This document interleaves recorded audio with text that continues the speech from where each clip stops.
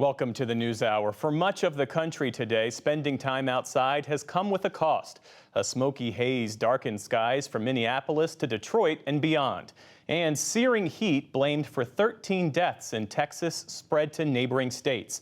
John Yang reports on a day of extreme conditions. Texans splashed in public fountains throughout Dallas looking for relief from a record-breaking summer heat wave. I don't know, it just seems like it's getting hotter and hotter, but, as long as you stay cool, hydrate, hey, it's all fun, You can have fun out here, lots to do. A scorching heat dome, a region of high pressure that parks and traps heat on the ground, has blanketed West Texas and much of the U.S. South, resulting in multiple days of triple-digit temperatures and suffocating humidity.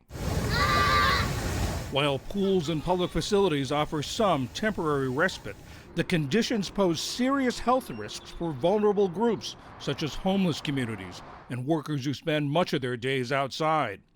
Earlier this month, Texas Governor Greg Abbott signed a law that will eliminate water break requirements for construction workers beginning in September.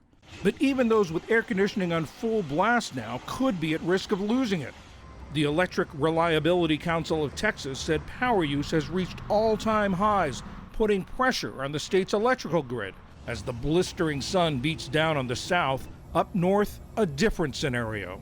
For the second time this year, a thick layer of haze filtered the sunlight and covered the skylines of places like Chicago. Smoke from hundreds of wildfires throughout Canada is drifting into the United States, plaguing major cities with poor air quality. The haze is lingering over more than a dozen states, and many of the hardest hit cities are in the Midwest.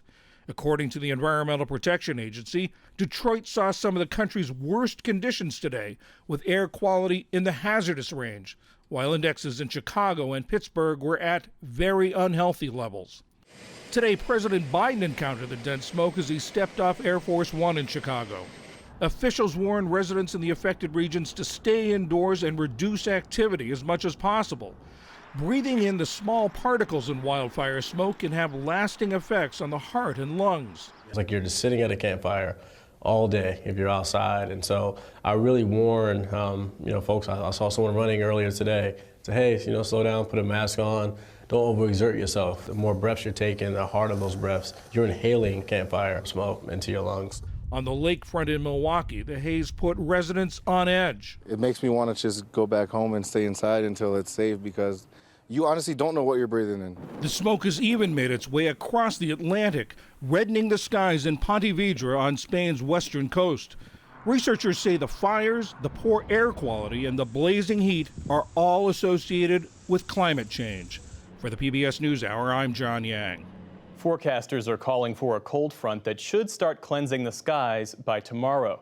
The heat in the south could begin easing this weekend. In the